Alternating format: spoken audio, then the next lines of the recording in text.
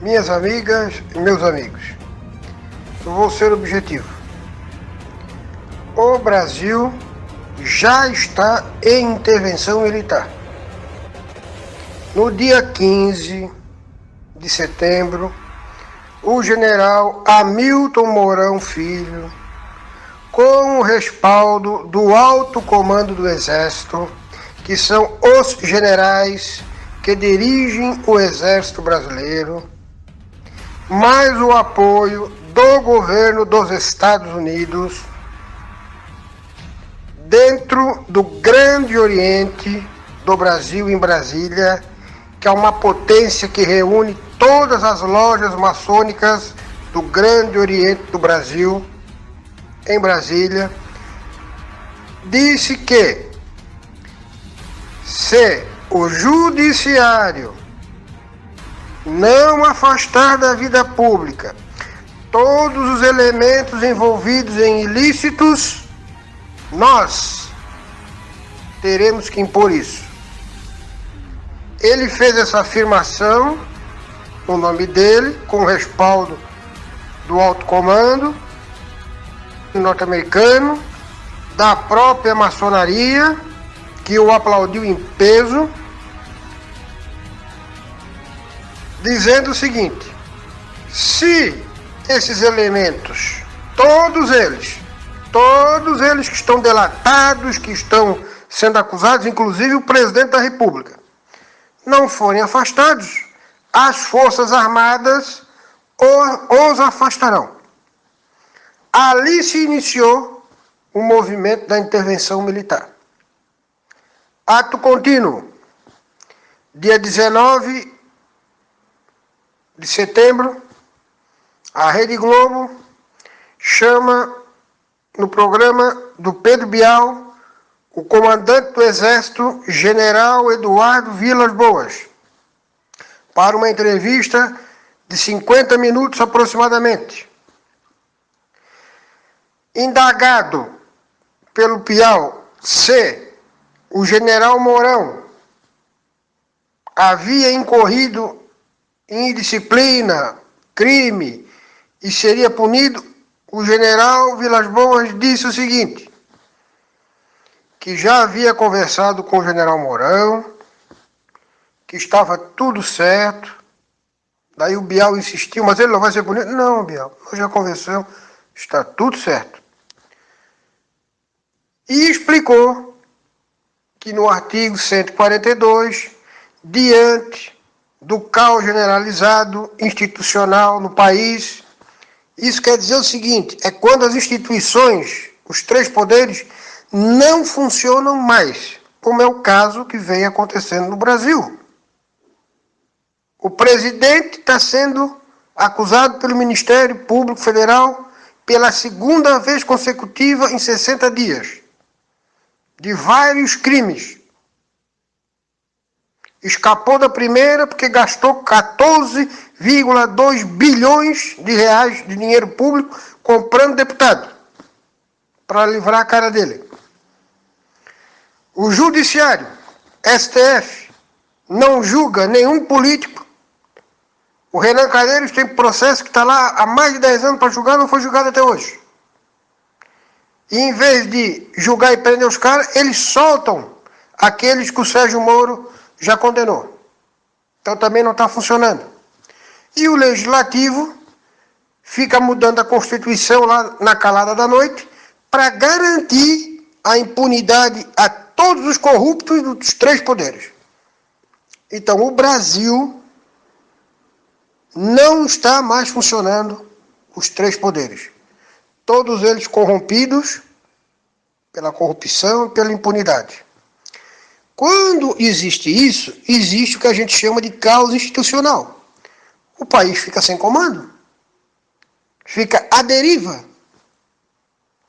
E aí o que pode acontecer? As instituições vão parar de funcionar, não há mais a garantia da lei e da ordem dentro do país, como a gente está vendo em vários locais, Rio de Janeiro, São Paulo, etc. A federação corre o risco de se dividir, porque daí começa um querer separar o Sul é meu país, o outro quer separar São Paulo não sei da onde, e aí você desintegra o país em 3 ou 4 pedaços, e o país fica sujeito a um ataque externo. Então, a quem cabe nessa hora entrar? Para garantir a lei e a ordem, a unidade federativa, o funcionamento das instituições e a segurança nacional? As Forças Armadas. Elas são instituições de Estado permanentes. Isso quer dizer que elas atendem à nação, não a governo ou pessoas. A quem as Forças Armadas têm que ser leal? A um presidente corrupto, indiciado pela segunda vez pelo Ministério Público Federal no Supremo, ou a Constituição Federal? A nação. Claro que as Forças Armadas têm que ser leal à Constituição Federal e à nação. E a nação exige, precisa que eles resgatem o país da situação de deriva que está chegando. Muito bem. Ato contínuo. Dia 21, o presidente Temer gravou um áudio que foi exibido pela Rede Globo no Jornal Nacional, no Jornal da Globo, em que ele diz o seguinte: que ele está sendo acusado sem prova e que somente nos regimes de exceção é que acontece isso. E quero dizer mais, estamos caminhando para um regime de exceção. Ele confirmou, Temer confirmou, que o Brasil está caminhando para um regime militar. Ele não deu o nome militar porque ele agravaria ainda mais o relacionamento entre eles, que já não existe mais. Então ele usou o nome regime de exceção. Então, meus amigos, o estágio 1 foi a deflagração do movimento pelo general Mourão na sexta-feira. O estágio 2 agora começou, que são essas trocas de acusações de senadores contra o Exército, contra o general Mourão, contra o general Vilas Boas, e isso vai cada vez agravando mais a crise. E o estágio 3 é a tomada do poder em Brasília pelas nossas Forças Armadas. Nós estamos agora no estágio 2. Em alguns dias estaremos no estágio 3. Vocês se lembram quando eu falava que os Estados Unidos jamais deixaria que o Brasil, que é o maior país da América do Sul, virar uma ditadura comunista com bases militares comunistas, com mísseis nucleares apontados para Washington? Vocês se lembram que eu falava isso toda a vida? Pois então, agora os fatos estão começando a acontecer. Teve a Assembleia da ONU essa semana passada, o Temer foi para lá, se reuniu com o Trump, mais outros presidentes da América Latina. O Trump já sabe quem é quem aqui no Brasil, já foi passado para ele o nome da corja toda, ele já sabe quem é quem. O Aloysio Nunes estava lá, do lado do Temer, com um bico que parecia um marreco. Aí o Trump deu uma dura, dizendo que todos os países da América do Sul têm que fazer sanção contra a Venezuela para derrubar o regime comunista do Nicolás Maduro, porque o povo está morrendo de fome na rua e doença, e que se não fizerem ele vai intervir. Aí, depois do jantar, o senhor Aloysio Nunes, ex-motorista do guerrilheiro Carlos Marighella, que é o atual ministro de Relações Exteriores, o senhor Aloysio Nunes, foi conversar com o secretário de Estado, Rex Tillerson, e disse que se os Estados Unidos intervir militarmente na Venezuela, o Brasil vai ficar contra os Estados Unidos e lutará ao lado da Venezuela. Vocês vejam, com perdão da palavra, a cagada que este cidadão fez. Está querendo arrumar um conflito entre o Brasil e os Estados Unidos. Mas os nossos militares não vão deixar acontecer isso. Os nossos militares são alinhados ao governo norte-americano.